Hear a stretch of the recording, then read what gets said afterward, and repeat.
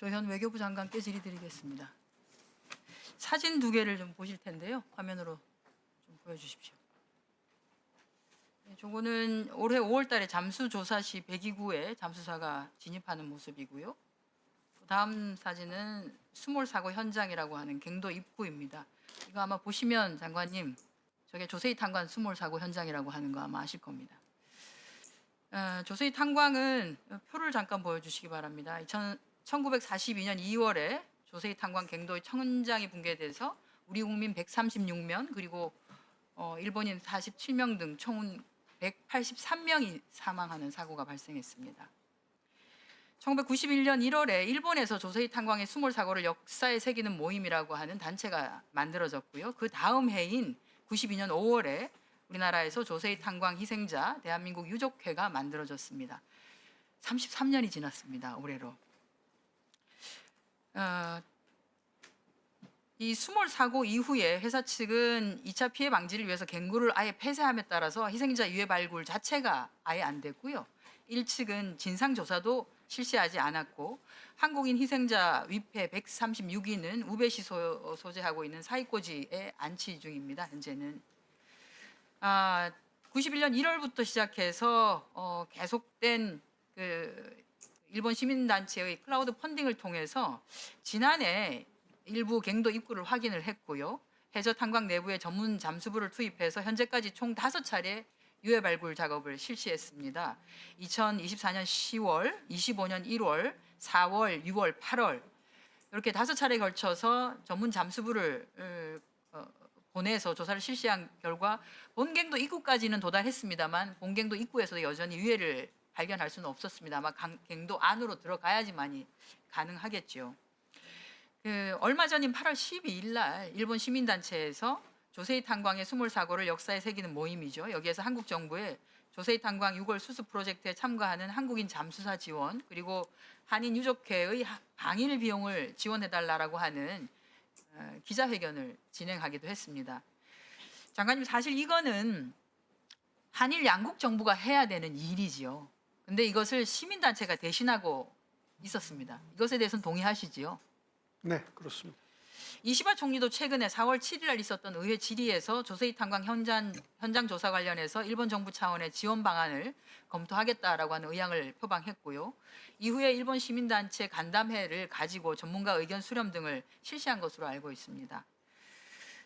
조세희 탄광 6월 수습을 한일 양국 정부가 공동으로 실시한다면 이는 어찌 보면 한일 협력의 새로운 출발점이 될 수도 있을 거라고 생각합니다.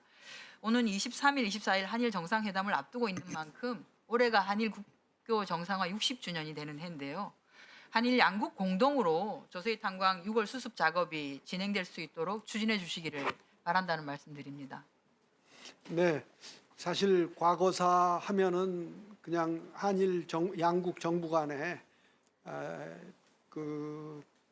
결코 협력할 수 없는 것처럼 우리가 인식되고 왔는데 의원님께서 잘 지적해 주신 바와 같이 이건 양국 정부가 협력해서 좋은 결과를 맺을 수 있다고 생각을 합니다. 그래서 창의적인 방법을 찾아서 그렇게 노력해 보겠습니다. 네, 그렇게 좀 해주시기 바랍니다.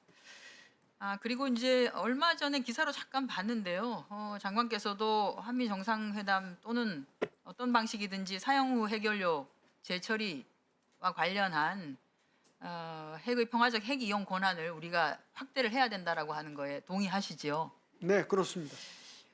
우리 산업통상자원부 자료에 따르면 한국의 우리나라의 사용 후 해결료 재고량이 지난해 말 기준에서 1만 9,536톤에 달하는데 이거는 관련 집계가 시작된 1990년과 비교하면 약 15배로 늘어나 있습니다. 현재 원전 부지 내 폐 연료봉을 보관하는 수조 등 임시 저장 시설에 사용 후 해결료를 보관 중인데 이게 한계에 부딪혀서 2030년 이후가 되면 정말 저장 시설이 가득 차게 되는 상황입니다. 임시 방편으로 사용 후 핵폐기물 저장하기 위한 중간 저장 시설을 건립하고 있지만 이게 근본적으로 해결책은 아닙니다. 그거 잘 알고 계실 겁니다. 한미 원자력 협정 주요 내용을 보면은 우리가 평화적으로 사용하기 위한 것에는 좀 열어놓고 논의하자라고 하는 부분이 분명히 적시되어 있습니다.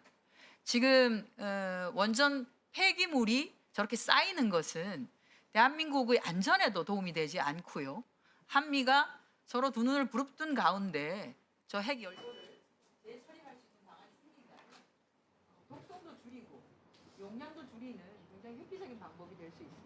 그래서 이것과 관련한 부분에 있어서 조금 주도적이고 적극적으로 협정을 재검토하고 다시 보완할 수 있도록 그렇게 해주시기 바랍니다.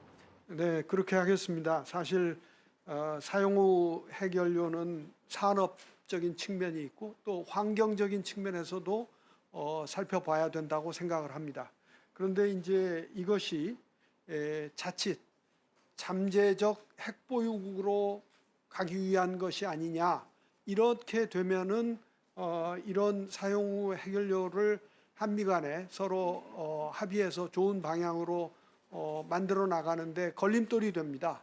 그래서 그동안 사실 우리 국내에서 이런 잠재적 핵보유국이 돼야 된다는 주장이 많이 나왔기 때문에 이런 것들을 어떻게 잘 설득하고 잠재우고 순수하게 산업적 측면과 환경적 측면을 강조해서 이미 기합의한 그 파이로 프로세싱에 대한 10년 공동 연구를 기반으로 이 사용 후 핵연료를 처리해 나갈 것인가 최선의 우선 과제로 삼고 있습니다.